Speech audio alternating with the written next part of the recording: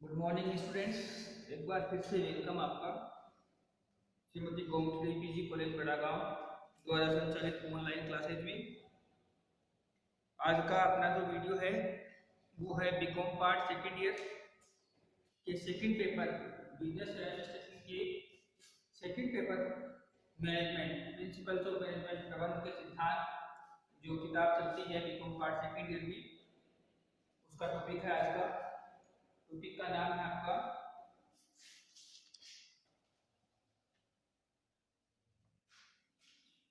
प्रबंध के क्रियात्मक क्षेत्र। प्रबंध के क्रियात्मक क्षेत्र, फंक्शनल एरियाज ऑफ मैनेजमेंट। प्रबंध के क्रियात्मक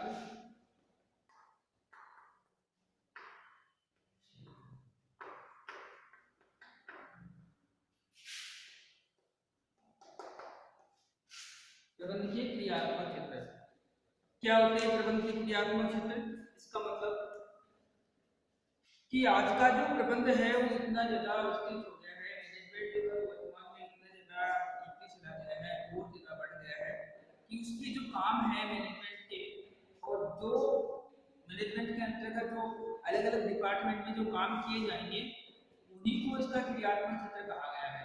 तो एक साथ एक ही छत के नीचे एक ही मतलब रूम में या एक ही जगह पे आप अलग अलग डिपार्टमेंट के सारे जो काम हैं वो नहीं कर सकते।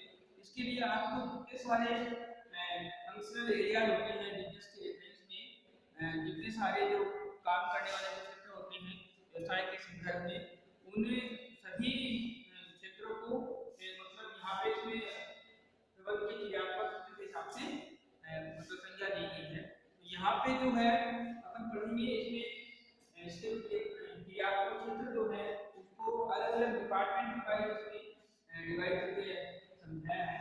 तो स्टार्ट करते हैं अपन इसमें शीर्षक के अनुसार। पहला जो है प्रबंध के क्रियात्मक क्षेत्र में मैनेजमेंट जो होता है कौन कौन सी ऐसी एक्टिविटी होती है जहाँ पे मैनेजमेंट अपन कर सकते हैं। पहला जो इसमें है क्रियात्मक क्षेत्र में वो है उत्पादन का प्रबंध करना या उत्पादन का प्रबंध करना यानी कि प्रोडक्शन मैनेजमेंट। अब प्रोडक्शन मैनेजमेंट में क्या क्या आएगा, जैसे एक ऐसा काम या एक ऐसा क्षेत्र या एक ऐसा एरिया जहाँ पे क्या होता है माल या सेवाओं का उत्पादन होता है, जो माल या सेवाओं के उत्पादन की व्यवस्था करते हैं, या जो माल या सेवाओं की उत्पादन की व्यवस्था में संबंधित जो भी काम होते हैं, जैसे उत्पादन का नियोजन करना, उत्पादन का नियमन करना, उत्पादन का नियंत्रण करना, उत्पादन का निरीक्षण करना, क्वालिटी को चेक करना, और जो प्लांट और मशीनरी है उनको चेक करना, उनकी जो मतलब कार्य शैली है उसको देखना, उसका मेंटेनेंस रखना, यानी वो सारी चीजें जो किसी न किसी रूप में डायरेक्ट और इनडायरेक्ट जो है आपके उत्पादन से संबंधित है, वो सारी जो बातें हैं वो उत्पादन प्रबंध में आएंगी। तो ये जो काम है इसका पहला और सबसे नेसेसरी और फंडामेंटल काम हो गया मैनेजमेंट का, कि उत्पादन का प्रबंध जो है वो किस तरीके से ये मैनेजमेंट इस तरीके से इसको व्यवस्थित करता है। तो ये तो हो गया पहला बिंदु अपना उत्पादन का प्रबंध। यहाँ पे अपना क्या आ रहा है, ये जो चीजों को आ रहा है उत्पादन किया, मतलब ये एक ऐसा एरिया है सबसे पहले जहाँ पे आपको सबसे पहले अच्छे से अच्छा और बढ़िया से बढ़िया मैनेजमेंट करना ही है। मतलब यहाँ से अपन बिल्कुल सही समय में मिनिमम इनपुट से मैक्सिमम आउटपुट हासिल करने का पूरा प्रयास करेंगे। ये तो हो गया पहला बिंदु उत्पादन करना। दूसरा है इसमें विपणन करना। प्रबंध की क्रियात्मक क्षेत्रों में दूसरा जो अपना बिंदु आता है वो है विपणन प्रबंध। एक ऐसा डिपार्टमेंट जैसे इसकी पहली बात उत्पादन, तो उत्पादन जैसे मान लीजिए कि आपने बहुत अच्छा किया है, उत्पादन के प्रबंध में आपने अच्छा मैनेजमेंट, अच्छा अपना व्यवस्था बनाए रखी है, तो जो आपने उत्पादन किया है उसको बेचने के लिए उसकी मार्केटिंग जरूरी है। तो विपणन के लिए भी आपको एक अच्छा मैनेजमेंट होना जरूरी है। अगर आपने अच्छे ढंग से मार्केटिंग नहीं की किसी भी चीज की, तो वो जो चीज आपने यहाँ पे पहले वाले डिपार्टमेंट में जो बना के आपने तैयार की है उत्पादन या कोई भी सेवा जो आप देना चाहते हैं, ग्राहक तक पहुंचाना चाहते हैं, वो दोनों ही जो बातें हैं अगर आपने अच्छे ढंग से मार्केटिंग नहीं की तो आपके लिए वो किया या नहीं किया बराबर हो जाएगा। इसलिए विपणन का जो प्रबंध है, मार्केटिंग का जो मैनेजमेंट है, वो भी अच्छे ढंग से होना चाहिए। मार्केटिंग के मैनेजमेंट में क्या क्या जरूरी होता है कि जो रिसर्च और डेवलपमेंट है, अनुसंधान और विकास करना है, जो सेल्स प्रमोशन एक्टिविटी है, जो विक्रय संवर्धन की जो क्रियाएं हैं उनको प्रमोट करना है, प्रचार प्रसार करना है, जो मीडिएटर्स हैं उनको अपॉइंट करना है, मध्यस्थों की नियुक्ति करनी है ताकि आपका जो उत्पाद या सेवा है वो आसानी से और यथा समय ग्राहक तक पहुंच पाए। और जो सेल्समैन है उनका मैनेजमेंट करना है ताकि वो जो सामान जो आप बेचना चाहते हैं, पहुंचाना चाहते हैं, वो आसानी से अच्छे विक्रेताओं के माध्यम से आप तक पहुंचे। तो ये सभी एक और है वितरण प्रणाली, जो डिस्ट्रीब्यूशन चैनल है कि जो चीज जिस समय पे आपको मिलनी चाहिए वो उस समय पे आपको मिल रही है नहीं, तो आपका जो डिस्ट्रीब्यूशन मीडिया है वो बिल्कुल स्ट्रॉन्ग है नहीं, ये सभी बातें जो है ये मार्केटिंग मैनेजमेंट में आती है। तो आपको विपणन प्रबंध भी उतना ही जरूरी है जितना कि उत्पादन का प्रबंध, ये दोनों ही जो है प्रबंध के क्रियात्मक क्षेत्र में अहम रोल निभाते हैं। अगला है इसमें अपना क्रय प्रबंध। क्रय प्रबंध, क्रय प्रबंध में है परचेज मैनेजमेंट, इंग्लिश इसको परचेज मैनेजमेंट। अब परचेज मैनेजमेंट का जैसे है कि यहाँ पे आपने जो उत्पादन तैयार किया है और यहाँ पे जो आपने इसकी मार्केटिंग की है, ये जो सामान जो आपने फिनिश गुड्स में कन्वर्ट किया है उसके लिए आपको क्या क्या चाहिए है वो चीज जो है वो यहाँ पे जरूरी है। तो परचेज मैनेजमेंट में, परचेज मैनेजमेंट का मतलब है कि रॉ मटेरियल जो है फिनिश गुड्स के लिए जो रॉ मटेरियल चाहिए उसको आपको बिल्कुल खरीदना है और किस ढंग से खरीदना है ये ही मैनेजमेंट इसके अंदर आएगा।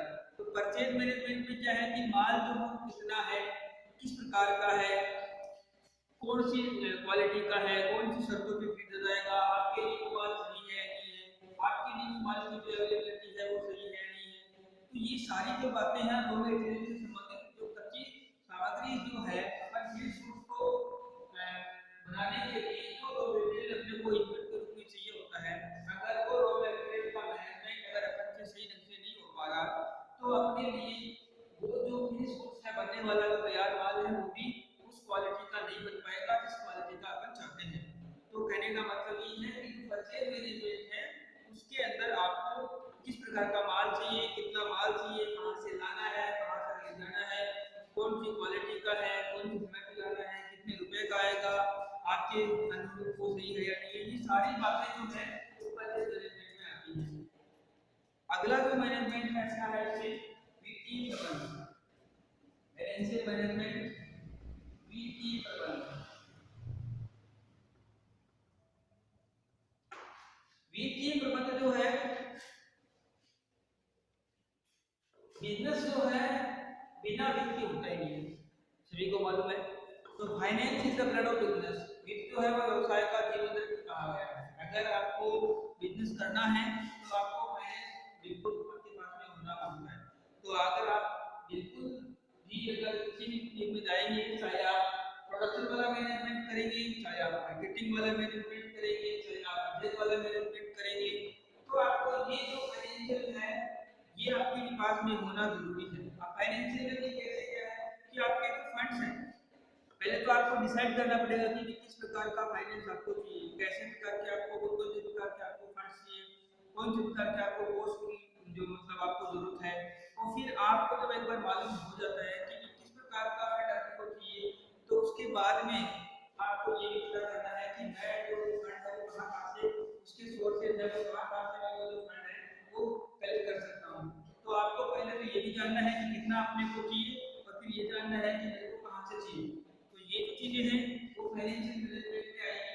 तो ये जो फाइनेंस है वित्त जो है कहने का मतलब है कि पैसे की व्यवस्था करनी है किसी भी रूप में जो आपके लिए एकदम सूटेबल हो, क्योंकि हर जो बिजनेसमैन होता है वो अपने बिजनेसमैन के लिए जो फाइनेंस मैनेजमेंट जो होता है वो सबका अलग अलग होता है। तो अपने अपने हिसाब से आपको फाइनेंशियल जो स्टॉक कंडीशन करनी है वो आपको अपने हिसाब से करनी है। तो ये फाइनेंशियल मैनेजमेंट भी ये अगला जो बिंदु है उसमें अपना ये है पांचवा, श्रेणी वर्गीय प्रबंध। श्रेणी वर्गीय प्रबंध, श्रेणी वर्गीय प्रबंध में जो है वो अपना है इसमें श्रेणी वर्गीय प्रबंध पर्सनल मैनेजमेंट, यानी कि जो कर्मचारी हैं उनकी भर्ती, उनको चयन करना, उनको नियुक्ति देना, उनका प्रशिक्षण करना, उनको प्रशिक्षण देना, उनकी पदोन्नति करना, उनकी पदोन्नति करना, उनका वेतन निर्धारित करना, उनको किसी भी प्रकार की जो प्रोटेक्शन है वो उपलब्ध करवाना, औद्योगिक जो विवाद है उनका निपटारा करवाना, और किसी भी प्रकार की कोई भी समस्या अगर कर्मचारी और बिजनेस जो है, बिजनेस मैन जो है या बिजनेस के रेफरेंस में जो भी है आपस में अगर किसी भी प्रकार का कोई डिस्प्यूट उनके बीच में है तो उन सभी का सॉल्यूशन करवाने का जो काम है वो सभी मैनेजमेंट संबंधित जितने सारे काम होते हैं वो इस श्रेणी वर्गीय प्रबंध में ही आते हैं। तो ये भी अपना प्रबंध का एक क्रियात्मक का एक पहलू है, एक हिस्सा है। अगला जो बिंदु है वो कहते हैं शोध एवं विकास प्रबंध। शोध एवं विकास प्रबंध, शोध एवं विकास प्रबंध, रिसर्च एंड डेवलपमेंट। अब रिसर्च एंड डेवलपमेंट में क्या है कि जैसे अभी आपने ये फर्स्ट है उत्पादन प्रबंध किया, विपणन किया, क्रय किया, बिक्री किया, सेल किया, इन सभी के लिए जो है वो रिसर्च भी करनी पड़ेगी और इन सभी के लिए डेवलपमेंट भी करना पड़ेगा। प्रोडक्शन के रेफरेंस में समझे तो मान लीजिए कि आपने कोई उत्पादन बनाया या किसी भी चीज का उत्पादन किया तो पहले रिसर्च किया उसको और ज्यादा अच्छा क्वालिटीफुल तरीके से करना है तो उसके लिए हमने वो रिसर्च डेवलपमेंट की। मार्केटिंग में अगर आप पहले से मार्केटिंग की सुविधा खुद के हिसाब से अपना रहे हैं या आपका मार्केटिंग का जो चेन सिस्टम आपने फॉलो कर रखा है तो हो सकता है मान लीजिए कि वो थोड़ा कम इफेक्टिव, उसको और ज्यादा इफेक्टिव करने के लिए आपको अच्छे से अच्छा मार्केटिंग का मैनेजमेंट करना है तो वहां पे भी आपको रिसर्च एंड डेवलपमेंट करना है। क्रय मैनेजमेंट, क्रय प्रबंधन, किस प्रकार का मटेरियल आप खरीद रहे थे अभी आपको और उससे अच्छा कहां से मिल सकता है उसके लिए भी आपको रिसर्च एंड डेवलपमेंट करना है। बीटी प्रबंधन किस प्रकार का, मतलब कहने का मतलब हर जगह जो है रिसर्च और डेवलपमेंट जो साथ साथ में चलता रहता है। तो किसी भी चीज का आप अनुसंधान दोबारा से आप उसकी खोज कर सकते हो, दोबारा से आप उस चीज को नए सिरे से अच्छे ढंग से और ज्यादा बढ़िया कार्य करने का प्रयास कर सकते हैं और उसको और ज्यादा विकसित करने का प्रयास कर सकते हैं। तो वो जो मैनेजमेंट आता है वो है रिसर्च एंड डेवलपमेंट और काम इसका यही है कि सारे जो डिपार्टमेंट का उसका तो विकास करना है। ये फंक्शनल एरिया का क्योंकि यहाँ पे भी किसी न किसी रूप में कोई ना कोई काम तो अवश्य ही हो रहा है।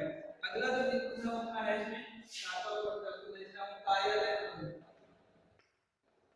कार्यालय प्रबंधन, ऑफिस मैनेजमेंट बगैर ऑफिस से काम होता नहीं है तो ऑफिस मैनेजमेंट भी जरूरी है क्योंकि कार्यालय का जो है वो संस्था में वही स्थान होता है जो घड़ी की मुख्य रसोई होती है उसका होता है। अगर आपके पास में ऑफिस नहीं है तो आपकी जो सारी जो गतिविधियां हैं जैसे रिकॉर्ड रख रहे हैं, आपसे जो सूचनाएं देनी है और बहुत सारे जो आंकड़े हैं वो आपको व्यवस्थित रखने हैं या आंकड़े आपको उपलब्ध करवाने हैं या किसी को मांगने में प्रस्तुत करने हैं, कोई भी अभिलेख रखना है, आपको किसी भी प्रकार के जो प्रपत्र है उनको रखना है या किसी भी प्रकार के जो अन्य जो पक्षकार हैं उनसे संबंध बना के रखना है, उसके लिए सभी के लिए आपको एक ऐसा स्थान होना जरूरी है जहाँ से आप उन सभी गतिविधियों को आसानी से संचालित कर सकें। तो बिजनेस के रिलेटेड में भी एक अच्छा और बढ़िया वाला जो कार्यालय जो है उसका मैनेजमेंट होना चाहिए और एक अच्छा और बढ़िया कार्यालय का मतलब ये नहीं कि आपने एक डेकोरेटेड और अच्छे वाला जो कमरा है वो आपने सुसज्जित कर लिया, आपने कंप्यूटर सेटअप कर लिया, बढ़िया वाली एसी लगा दी आपने, बढ़िया कर्टेन्स लगा लिए, बढ़िया चीज लगा ली, बढ़िया टेबल लगा ली, ये नहीं है। आपके पास में बहुत सारे सिस्टम तो होने चाहिए, उसके अलावा आपके पास एक एक्सपर्ट जो है वो वहाँ पे काम करने वाला भी होना चाहिए जिसको उन सब चीजों की पूरी जानकारी हो, तो वो है कार्यालय प्रबंधन। अगला जो बिंदु है अपना इसमें ये है परिवहन प्रबंधन, परिवहन प्रबंधन, ट्रांसपोर्टेशन मैनेजमेंट। ट्रांसपोर्टेशन मैनेजमेंट में दो प्रकार का ट्रांसपोर्टेशन होता है, एक इंटरनल एक एक्सटर्नल, एक आंतरिक परिवहन और एक बाह्य परिवहन। आंतरिक परिवहन में जैसे माल जहाँ से आपने रॉ मटेरियल जहाँ से लिया, जैसे आ गया बाहर से तो आपकी फैक्ट्री में पहुंच गया तो फैक्ट्री में रॉ मटेरियल पहुंचने समझने के बाद में जहाँ तक आपको उसको लेके जाना है वहाँ तक की जो सारी जो सुविधा है, सारी जो व्यवस्था है, उसको इंटरनल बोलेंगे, यानी मशीन तक पहुँच गया। उसके बाद में इसकी जो पैकिंग वैकिंग है, उसका भंडारण है, उसको उतारना है, ले जाना है, बाहर लाना है, वहाँ तक की भी सारी जो सिस्टम है वो सारी की सारी इंटरनल ट्रांसपोर्टेशन में ही आएगी। उसके बाद में जब फिर सब तैयार हो गया तो आप जब बना के क्या दूसरी जगह भेज रहे हो वो आपका एक्सटर्नल ट्रांसपोर्टेशन में आएगा। तो दोनों ही प्रकार के जो ट्रांसपोर्टेशन सिस्टम है वो आपके लिए बहुत ज़्यादा हद तक मायने रखते हैं। इसलिए परिवहन प्रबंध जो व्यवस्था है वो भी अगर जरूर रूप से अगर आपकी बिजनेस के में सही ढंग से नहीं चल पा रही है तो आपके लिए वो मैनेजमेंट अच्छा नहीं पैदा पाएगा। इसलिए प्रबंध क्रियात्मक क्षेत्र का ये भी अपने आप में एक बहुत ही महत्वपूर्ण पहलू है कि परिवहन व्यवस्था को सुचारू रूप से प्रबंधित करना, व्यवस्थित करना। अगला जो इसको यहाँ आता है अनुरक्षण प्रबंधन, मेंटेनेंस मैनेजमेंट, अनुरक्षण प्रबंधन। अनुरक्षण प्रबंध का मतलब है कि जो भी प्रकार की जो मशीनें हैं, जो प्लांट है, जो आपने सिस्टम बना रखे हैं, जो कारखाने की जो संपत्तियां हैं, उन सभी चीजों का रख रखाव रखना। क्योंकि ऐसा तो है नहीं कि आप बहुत सारे ऐसे माल होते हैं, बहुत सारे ऐसे जो सिस्टम होते हैं, बहुत सारी ऐसी जो मशीनें होती हैं, बहुत सारी ऐसी चीजें होती हैं जिनको अपन रोज रोज नहीं खरीद सकते, वो एक ही बार खरीदे जाते हैं। तो उनको अगर अपन साथ संभाल के सही से उसका मेंटेनेंस करके रख रहे हैं तो वो चीजें 10 साल चलने की बजाय 20 साल चलेंगी। तो वो मेंटेनेंस मैनेजमेंट का ही ड्यूटी होता है कि वो उन सब चीजों की सही ढंग से व्यवस्थित उनको व्यवस्था करवा पा रहा है या नहीं करवा पा रहा है। अगर वहाँ पे अगर उनका मैनेजमेंट अच्छा है तो वो जो चीज तो 10 साल पुरानी है वो भी उतना ही काम करेगी जितनी एक नई मशीन काम कर रही है। और अगर आपका मेंटेनेंस मैनेजमेंट अच्छा नहीं है तो आपकी 1 साल पुरानी मशीन भी उतना अच्छा काम नहीं कर पाएगी जितनी औरों की 10 साल पुरानी मशीन अच्छा काम कर पा रही है। तो maintenance management must necessary in the functional area of management. अगला जो बिंदु है अपना उसमें है समय प्रबंधन। टाइम का मैनेजमेंट को होना बिल्कुल जरूरी है क्योंकि बिना समय के व्यवस्थित किए आप कोई भी काम ढंग से कर ही नहीं पाते। समय को बिल्कुल अपने हिसाब से आपको व्यवस्थित करके चलना है कि मेरे को इस समय में ये काम करना है, इसमें ये करना है, इसमें ये करना है, या समय ही जो टाइम जो है, टाइम ही आज के जमाने में कहा जाए तो मनी है, समय ही धन है। अगर समय को आपने सही ढंग से सदुपयोग में ले लिया तो आपके लिए वो अच्छा काम अच्छा रिजल्ट देके जाएगा। अगर आपने उसका दुरुपयोग किया तो आपके लिए वो बिल्कुल बुरे वाला फल ही मिलेगा। तो ये जो चीजें हैं ये आती है टाइम मैनेजमेंट में। अगला जो लास्ट जो पॉइंट है वो है अपना वातावरण और सामाजिक दायित्व। वातावरण या सामाजिक दायित्व। सामाजिक दायित्व प्रबंधन बोल दो या वातावरण प्रबंधन बोल दो, ये है कि वो जो वातावरण जहाँ पे आपने वो फैक्ट्री डाल रखी है या वो वातावरण जहाँ पे आप रह रहे हो या काम करवा रहे हो या आपके अंदर में कोई काम कर रहा है तो वहाँ पे आपका एक अलग से समाज बन जाता है। जो जैसे कंपटीशन जो होता है वो संस्थाएं भी आपके समाज में आ रही है। आपका जो खुद का लोकल कम्युनिटी वो भी आता है, या आप वर्ल्ड लेवल पे काम कर रहे हो तो विश्व का पूरा समुदाय आ गया। अगर नेशनल स्टेज पे कर रहे हो तो राष्ट्रीय स्टेज पे कर रहे हो तो आपके लिए देश का पूरा हो गया। अगर आप स्टेट लेवल पे कर रहे हो तो आपके लिए राज्य पूरा समाज हो गया। तो आप जिस जगह पे भी कर रहे हो वैसा जो वातावरण आपके अनुकूल जो है उसको आपको बना के रखना है और अपनी जो एक अच्छी हिसाब से चलता रहना है कि तो ये भी क्वेश्चन मार्क लगने वाली जगह नहीं है क्योंकि आज के जमाने में अगर किसी के ऊपर एक बार क्वेश्चन मार्क लग जाता तो सालों पुरानी जो बनी बनाई बुद्धि होती है वो आसानी से दूर होती हुई नजर आ जाती है। इसलिए आपकी ये पर्सनल ड्यूटी ना लीजिए या बिजनेस के रेफरेंस में ड्यूटी मान लीजिए कि आप एक अच्छा सा वातावरण तैयार करें और अच्छी सामाजिकता दें ताकि लोगों के दिमाग में आपके प्रति और आपके संस्थान के प्रति एक अच्छी इमेज जाए। यही है आपकी आज के विषय की प्रबंध के जागरूकता क्षेत्र के कुछ बिंदु जो अभी आपने इस वीडियो में पढ़े हैं। अगर कोई दिक्कत परेशानी हो तो कमेंट सेक्शन में जाके अवश्य बताएं और वीडियो अगर अच्छा लगे तो लाइक शेयर सब्सक्राइब